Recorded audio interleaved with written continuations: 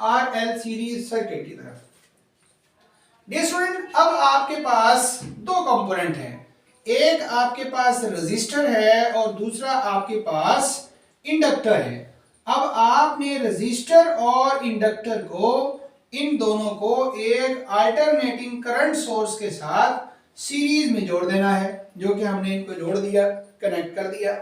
अब आपके पास ये जो रेजिस्टर और इंडक्टर हैं, रेजिस्टर और इंडक्टर ये दोनों क्योंकि सीरीज में हैं, इसीलिए इन दोनों के क्रॉस जो करंट होगा, root mean square current cross resistor, root mean square current cross inductor, दोनों के क्रॉस क्या होगा, सेम होगा।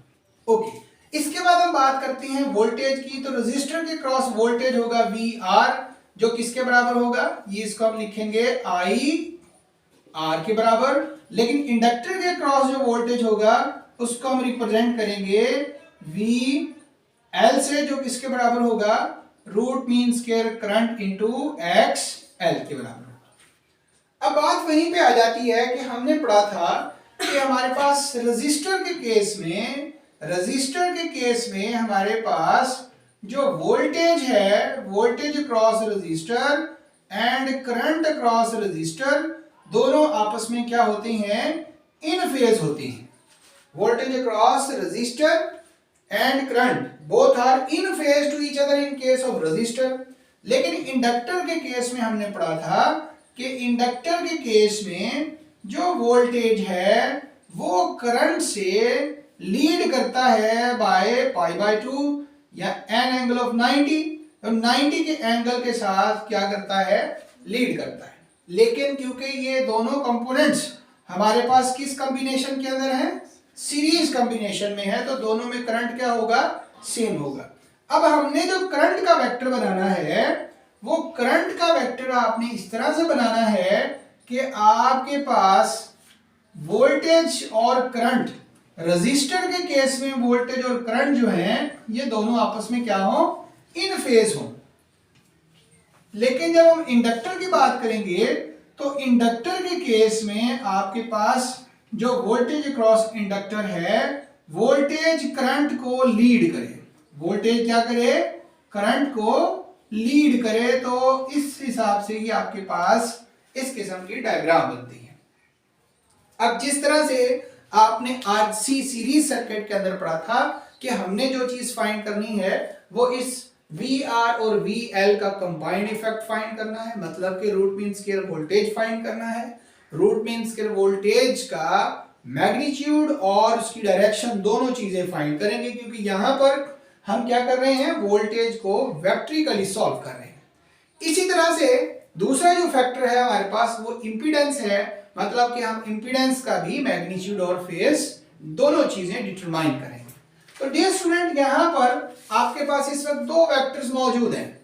अब आपने क्या करना है, क्योंकि वेक्टर्स हैं तो इस वेक्टर को इस वेक्टर के साथ हेड टू टेल रूल आपने ऐड कर देना है।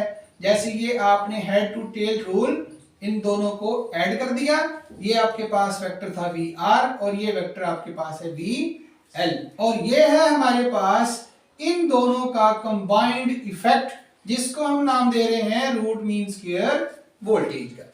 ये जो रूट मीन स्क्वायर वोल्टेज है ये करंट के साथ क्या फेज बना रही है, थीटा फेज बना रही है। ओके जी, अब हम आते हैं इनको वेक्ट्रिकली इस रूट मीन स्क्वायर वोल्टेज का मैग्नीट्यूड और डायरेक्शन फाइंड करना।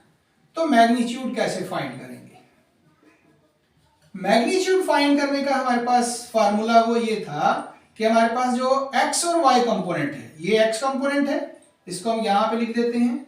ये आपके पास x कंपोनेंट है वी आर, इसका स्क्वायर, y कंपोनेंट आपके पास है वी एल, इसका स्क्वायर और इसका स्क्वायर।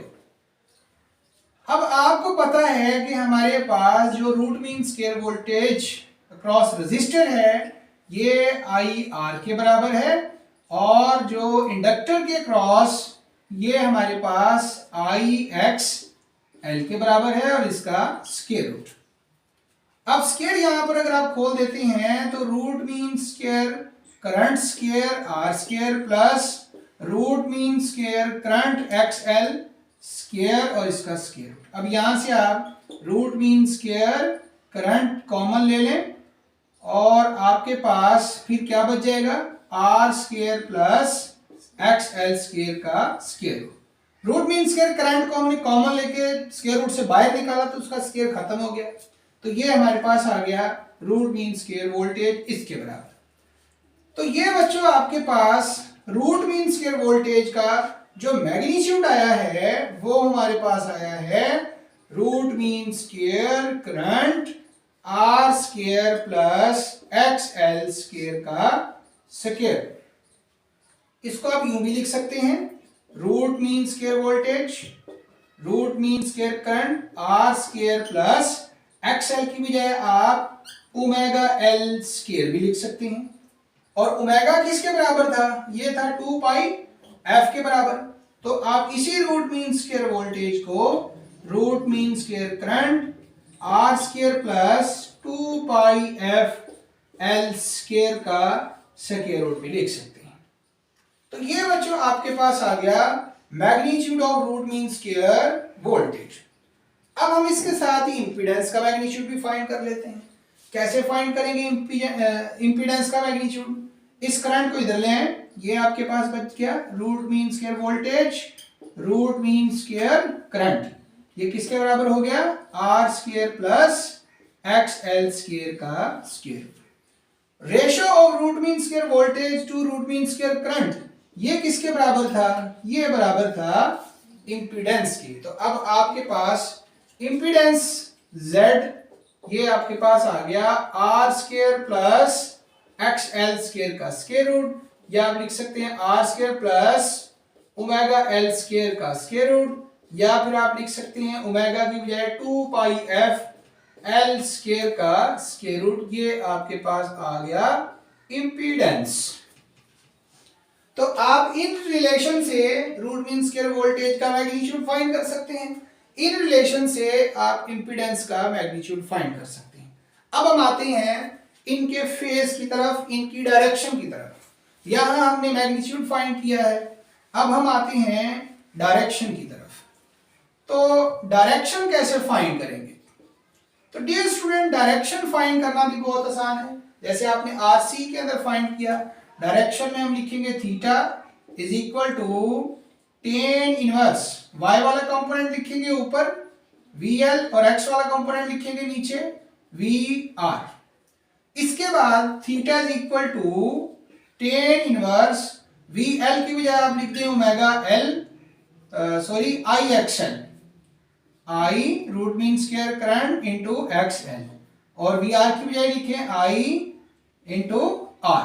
तो करंट से करंट कैंसिल हो गया, तो थीटा आपके पास आ गया tan inverse XL over R, या फिर आप लिखें थीटा टेन इनवर्स XL की बजाय omega L divided by R लिख दें, या फिर इसको लिख दें टेन इनवर्स ओमेगा L की बजाय 2 pi F L divided by R, तो डिवाइडेड बाय R।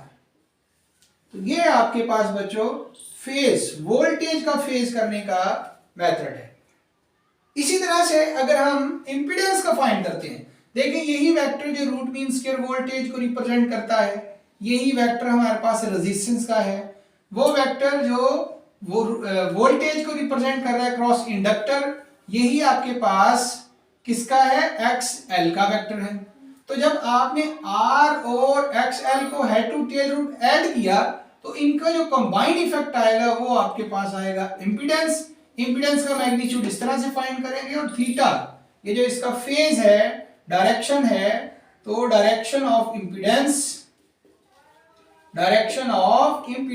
Z। यहां पर आपने direction of root mean square voltage find की है, तो Z का आप किस तरह से फाइंड करेंगे, वो यही theta is equal to tan inverse vertical component लिखेंगे ऊपर XL, हॉरिजॉन्टल कंपोनेंट लिखेंगे नीचे R।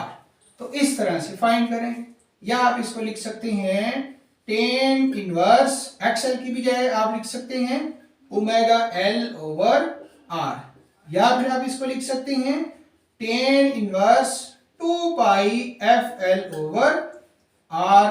ये आपके पास आ गया इंपीडेंस। तो इंपीडेंस जो है आपके पास इम्पीडेंस का फेज और रूट मीन स्क्वायर वोल्टेज का जो फेज है वो हमारे पास सेम ही आ रहा है। तो ये बच्चों आपके पास था आरएल सीरीज सर्किट। तो आपने देखा कि किस तरह से अगर हमारे पास रजिस्टर कैपेसिटर या रजिस्टर इंडक्टर आ जाए तो हम रूट मीन स्क्वायर वोल्टेज और इम्पीडेंस किस तरह से फाइंड करेंगे। बहुत ही इजी और बहुत ही सिंपल, दोनों टॉपिक एक दूसरे से मिलते जुलते हैं, बस इनको हम वेक्ट्रिकली जो है वो सॉल्व करेंगे। इनका जो आपने root mean square voltage find करना है या इनकी डायरेक्शन फाइंड करनी है वो with the help of vectors find करनी है। तो आज के लिए इतना ही काफी, बहुत शुक्रिया, अल्लाह हाफिज।